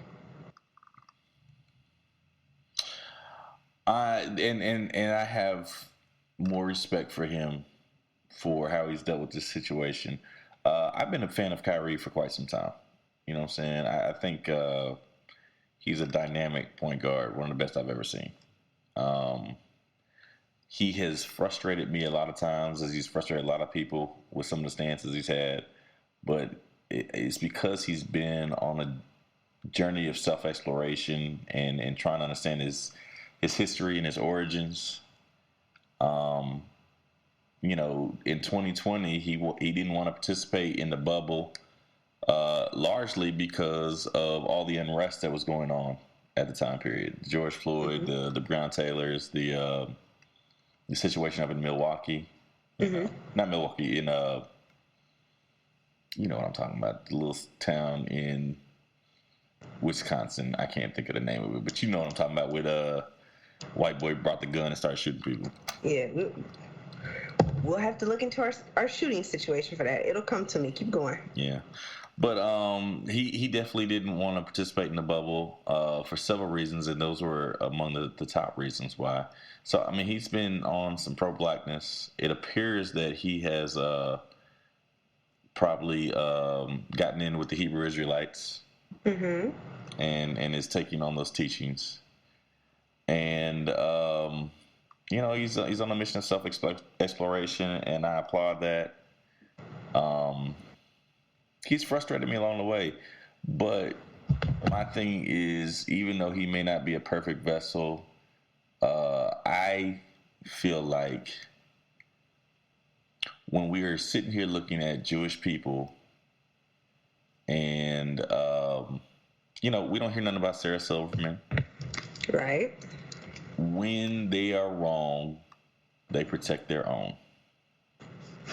Even when they're wrong, they right. If you question them about what they're doing in the Gaza Strip and in Palestine and, in the West Bank and all these type of things, they're going to automatically call you an anti-Semite. And they're going to shut that whole argument down. And so even when they're wrong, they're right. They're not playing that game. And so what I'm saying is, for me, and I think for a lot of the community, as they've been talking this week, we should be standing behind these gentlemen, because that's what they're trying to do. They're trying to take down the strongest among us to get the rest of us to fall in line. That's how we as a people have to unlearn, because that's what we've been known to do. And that's what I was saying last week. But you took the Kyrie stance in saying it and not stating it. Sometimes you got to speak it and make it plain. You understand it was difficult to gather your thoughts, get them together where you under duress. Understandable. Okay. I could understand that. I also think that just as you made that statement, this is a 30-year-old man that is growing and learning about himself in front of us, and he's under duress as well. Absolutely. So that same level of grace that you desired, we're giving him. I'm giving it to him. I absolutely gave it because I don't think he said nothing wrong. I don't think he did anything wrong. But I know that when you stand for something, people are going to come at you. But because of how our culture is, we don't want to be like that nigga. So we're going to shun him to be accepted. And that's what I'm saying, that we have been conditioned. Agreed. To abandon the Negro that is stepping out of line because he's about to get hung from a tree. And we don't want to be the next one in line. But every time there is a level of awareness like this, minds are woke, or maybe a seed of change is planted. I don't think any of this is happening in vain. In conversations like this, and conversations even still like the one last week, open up the doors for people to agree to disagree, but they open up a level of communication that this is bigger than just, however much money he was told to donate, or the fact that they're making him bend over backwards with this fucking apology. Like, at the end of the day, this is bigger than what we see. Yeah. And last week, the main argument came from me and Zeb. AC kind of went back and forth.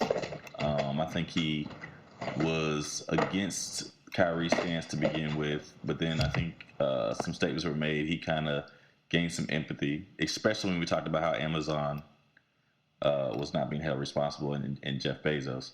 But I think he kind of waffled back and forth. Okay. Zeb, to his credit, is the one who brought us the clip from Mr. Farakhan. Thank you. That was a good clip. Yeah, and then Zeb wasn't the first one to bring this Jay Williams clip, but he also sent this clip after the fact. You know what I'm saying? So I don't know if he's done a little bit more research and changed his stance on it. But I think he's definitely engaging in the conversation, and I don't know where he stands now because he hasn't said so. He didn't have time to make it this week and to kind of continue that conversation. But the evidence shows that he's taking the time to maybe consider and reconsider the ideas he had initially and see if maybe the collective wisdom could change his mind. So I don't know. Maybe we'll catch from him later on. Yeah. I mean, I think all of us are Kyrie is here because of evolution. And I think, as this continues to roll out, hopefully we will evolve. And some people will gain some awareness and maybe some concepts will change. Yeah. That's what we can hope for. Yeah. Awareness is key. Speaking of awareness,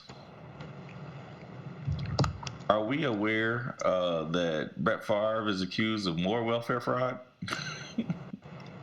Meanwhile. Dun, dun, dun. Brett Favre is involved in yet another Mississippi welfare fraud case.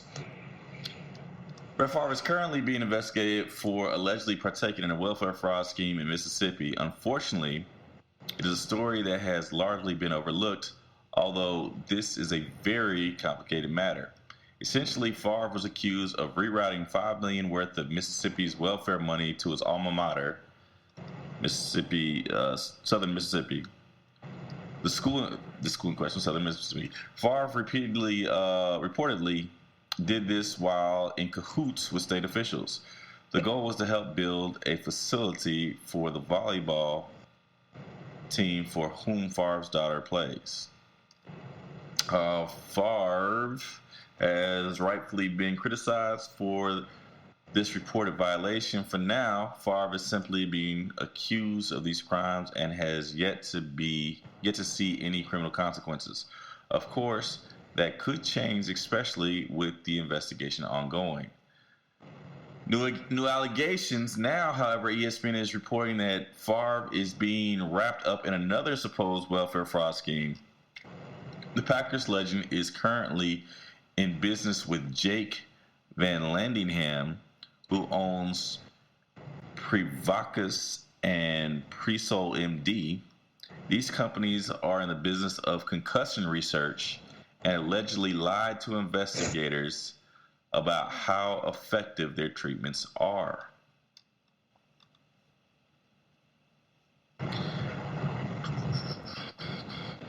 It says the kicker, but he was not a kicker. Maybe Van Lanningham was. The kicker is, I think they're just using the expression the kicker.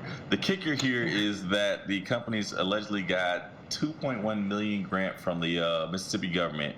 Once again, it is being reported that the money was supposed to go to welfare programs in the state. Van Lanningham is denying any involvement in the scam, saying, "I had no idea this was welfare money, and I've always been an upstanding person when it comes to research." As for Favre, he is yet to make any comments on the situation. At this time, these new allegations are still developing. Stay tuned to get the latest news and updates. We will be checking back in on this. I didn't know that Mississippi was so invested in concussions. Why is the state of Mississippi giving this drug pharmaceutical company money about concussions? Mississippians, is that what they're called? People that live in Mississippi, residents from the of Mississippi. SIP. They from the SIP. They're from the SIP. So they running around getting concussions. Just, it's like a public nuisance or something. It makes no sense. Football's a sport down there. You know they like their football down there. You know they like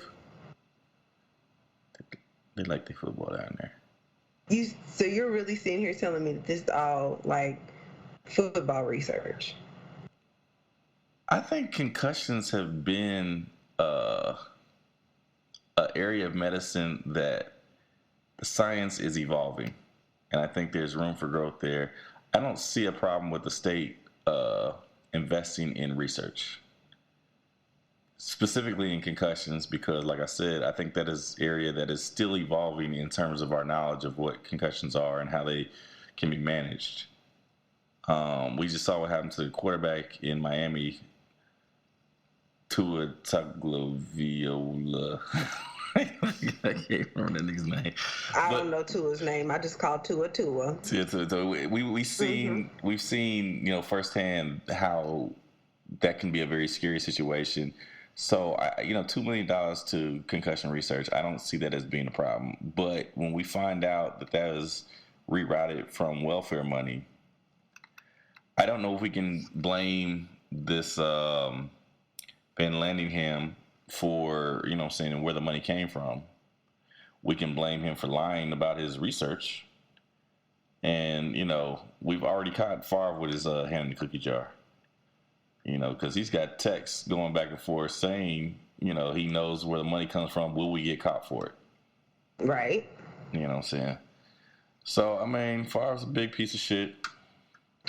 Well, if Mississippi wants to invest in something, y'all still have one of the higher teen birth rates. Mm-hmm.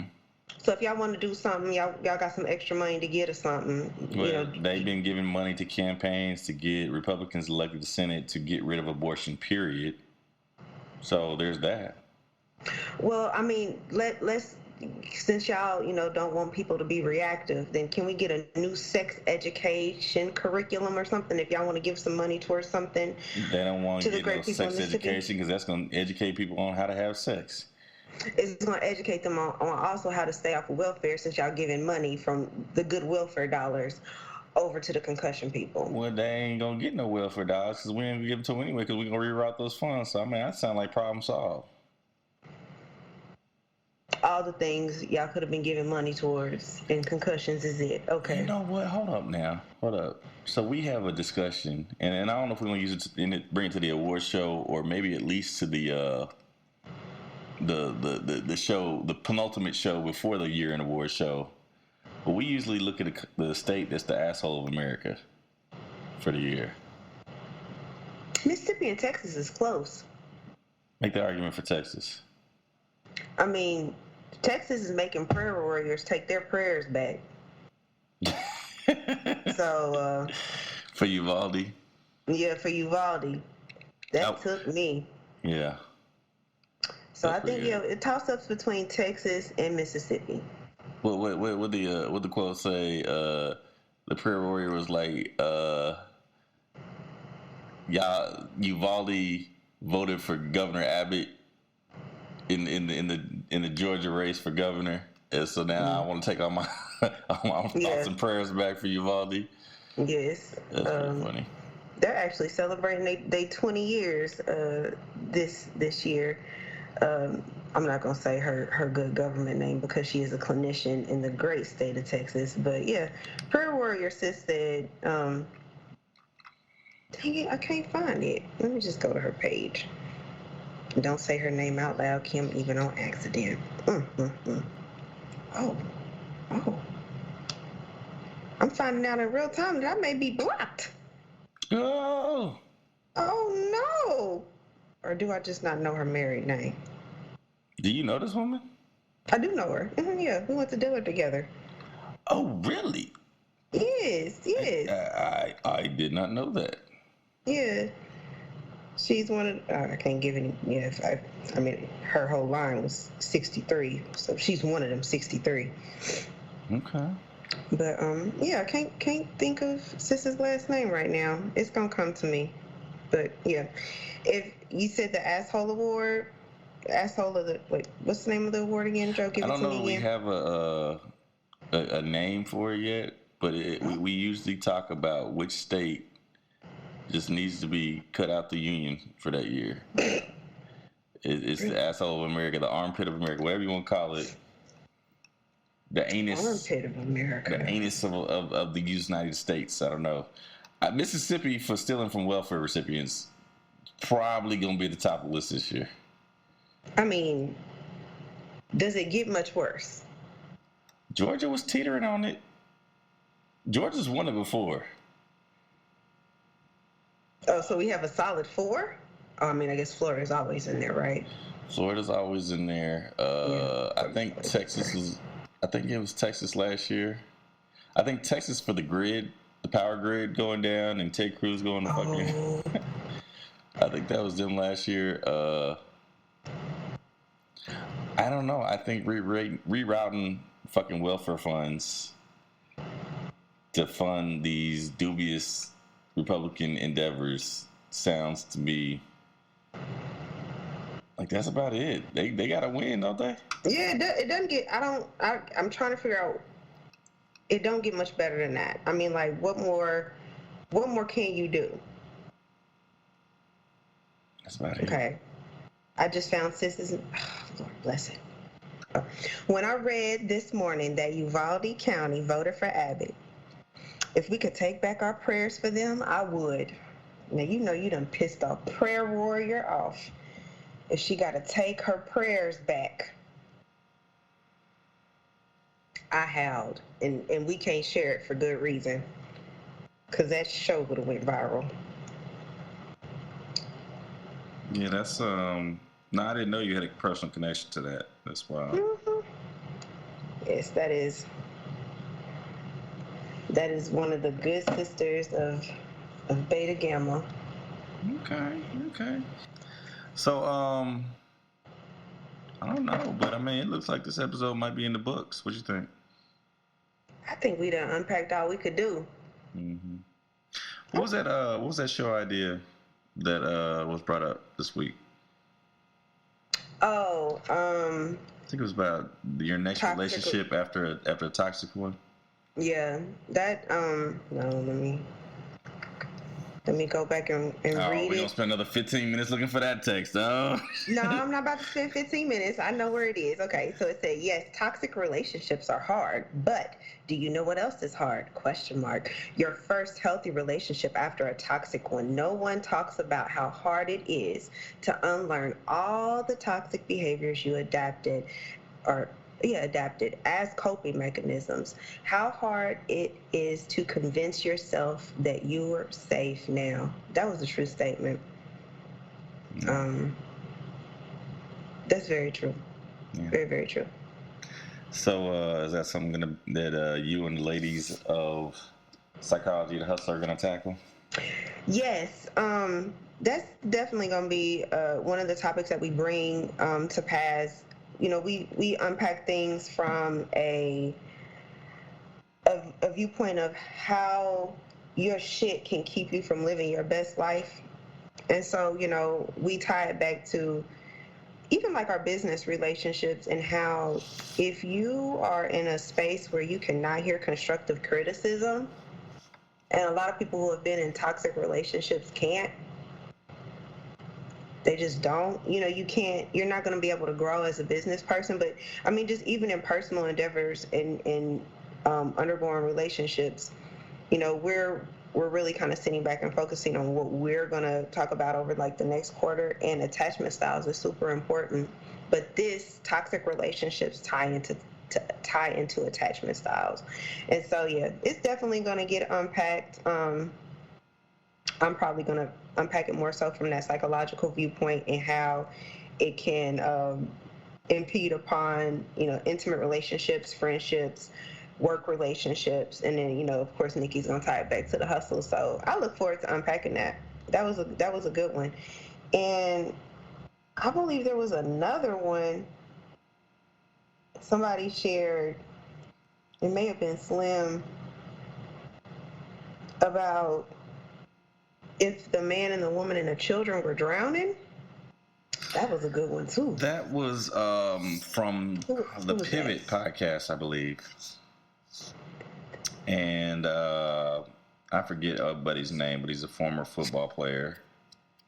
The whole podcast is full of former football players, and he basically said if the family's drowning, and you can either save your wife or you can save your child, you go save your wife because you can't replace that. You can make more children.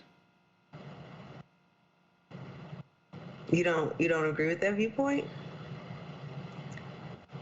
See, I'm gonna take it back to your old text. I just came out of a toxic relationship. It ain't just. My last relationship was toxic.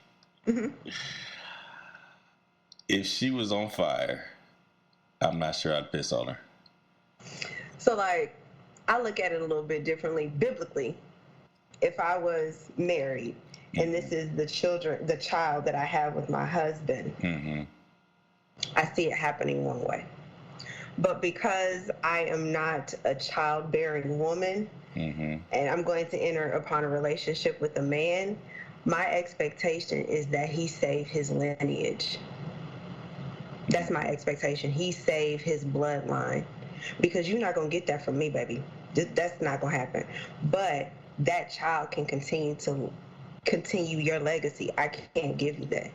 So I will understand if my husband, you know, saved his children. I wouldn't be offended. I wouldn't be offended. But I thought that was another good topic. That's an age-old discussion that people have been having for a long time. You know, your mother and your wife get into it. Which side you taking? You know, type of thing. I'm not getting into it with my man's mom. I'm just not. Me and my mama have a tumultuous relationship. But you understand, you do live on Earth, and you understand that happens, and it happens with some frequency. It probably happens a lot. Yes. And so, where should the man place his loyalty? The woman who gave him life, or the woman who can help him create life? It's not going to be a blanket across the board. If I'm wrong, I'm wrong. If she's wrong, she's wrong.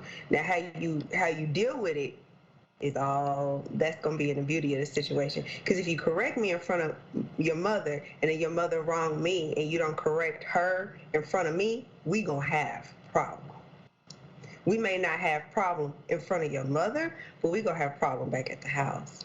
Because where she fuck up is where she need to get dealt with, and where I fuck up is where I need to get dealt with, if that's the energy that we keep in. Now, hopefully my future man knows not to correct me in front of his mama. Okay. But correct me at the house.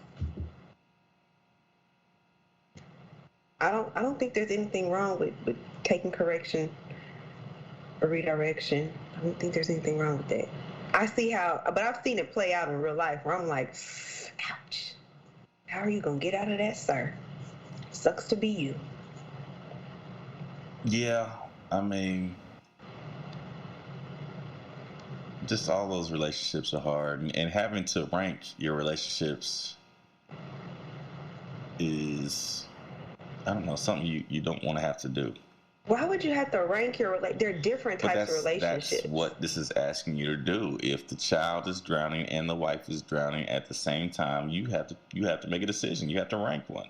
Which is the one that is the more important relationship, the child drowning or the wife drowning? I don't think that's rank. And let me give you a flip. And maybe it's a little bit different, but I hope it applies. So I was reading an article where this woman wanted to contest her brother's will because her brother didn't leave her anything in the will. And the reason why she wanted to contest the will was because she said, my brother loves me. Like, that, just because he didn't leave you anything doesn't mean he doesn't love you. Just because your husband doesn't choose you between you and the kid drowning doesn't mean that you are higher or lower than the child. It's to me, that I don't know if that's a conversation you have, but you have to know some people want to be husbands and some people want to be fathers. That's my mindset. And based off of the choice you make, depends on what you really want to be. And some people have a wife as a means to be a father. Yeah. I think some people want the whole package. And you would hope you never have to make decisions of that sort. You know, I think it's definitely an extreme situation. I think it's a conversation point. But Slim basically said, if I'm that nigga's kids, I'm getting the fuck out the house. I got to go. This nigga don't give a shit about us. He didn't want y'all to begin with. What the hell? They might need to pack their shit, go stay with grandma. I don't know. That's fucked up. Yeah, so. Yeah. I thought that was a pretty good one too. Yeah. So it sounds like y'all got some good stuff on the horizon, some food for thought. Yeah, we've been taking a little bit of a hiatus, but we're coming back. December is when we start recording again, so I'm looking forward to it. New content, new concept, more friends, more fun, more shit to unpack. I'm looking forward to it. And you bring up December. We December's right around the corner. It's about the time we start taking inventory of our year-end award show that we it's a little bit of work on the front end. Yes. But I always think it's enjoyable and one of our most entertaining episodes of the year. So it is. You know, it's always nice to kind of take a look back at the year and remember some of the highlights, the lowlights, and everything in between. Yeah. Yeah. A little bit of everything. So I mean, I guess I'm be out here imploring people to start sending in their nominations. Those of y'all who listen, y'all know how to reach us. We got a Facebook page set up for you. We got a Twitter page set up for you. What else we got? Yeah, y'all heard about the email in the introduction. That long ass email. It's also down in the notes somewhere too. It's in the notes. All that's in the show notes. It's a clickable link, so you don't transpose all those wonderful letters. If y'all holler at me, I might even give y'all a phone number. You know what I'm saying? I might even get a phone number. You know what I'm saying? So I think there's ways that y'all can contribute to the show. You play your cards tonight. We might even let y'all be guests on the show. Yeah. Oh, it's some people that's itching to come on. Who we talking about? Oh, Cannabis Queen shouts out to her. She's been wanting to come on, but I told her, I said, this is a cool little song. She's been on our podcast a couple of times. Mm-hmm. Cannabis curator there in Missouri. Okay. Does and one of my good best friends since the good old 6th grade, Lincoln Middle. So she's been wanting to come on. Of course, AP Walker Consulting and Danique, she's always ready to stop by. So yeah, she's ready to come back. So y'all gonna have some company in the new year. No, we still got time in the old year. Okay, we gonna get them on quick then. We'll get them on quick. The clock is not run out. So yeah, we can definitely make that happen. All right, I'll have to let them know. Mm-hmm. And so I think we got word from Roger that any games that are played from now on will probably be on a Saturday. So it sounds like he can come back and take this burden away from me and my old ass computer. You know what I'm saying? You done held it down. Okay. Yeah, I'm just trying to be a stopgap. Trying to make sure we kept the party going. You know what I'm saying? Yep. So. Yep. You done a good job too. So, well, I appreciate all the help that you've offered in that, and everybody else has contributed. So, you know, teamwork make the dream work. Absolutely. So, I'm gonna go ahead and wrap this thing on up. Yeah, shit. You know what I'm saying? For oh, you got something else? No, I'm tired, boss. Let's go. Let's do it. For Honey Buns. This is, what's my nickname? Half the Brothers of Doom. What else is it? Joe Pop. Whatever else they can. Joe Jeff. That's who I be. We want to remind you. Don't forget to break bread with your brothers and sisters. I holla. We out. Yeah.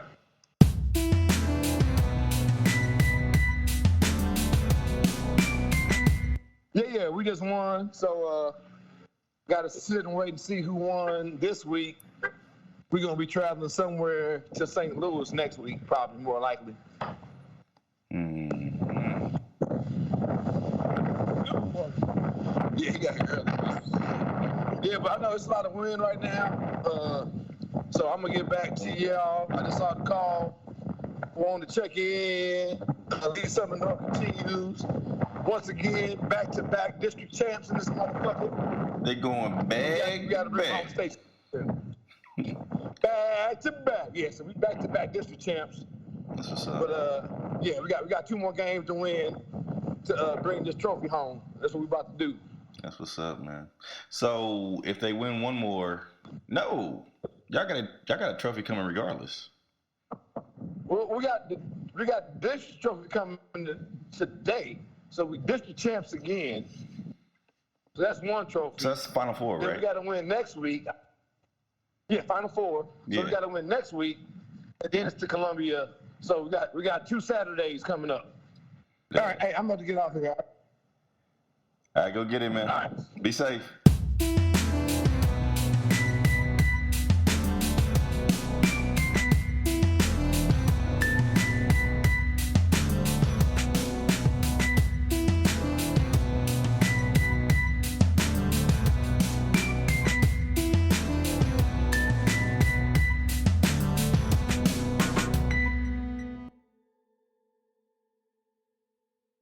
Break bread with your brothers whenever possible.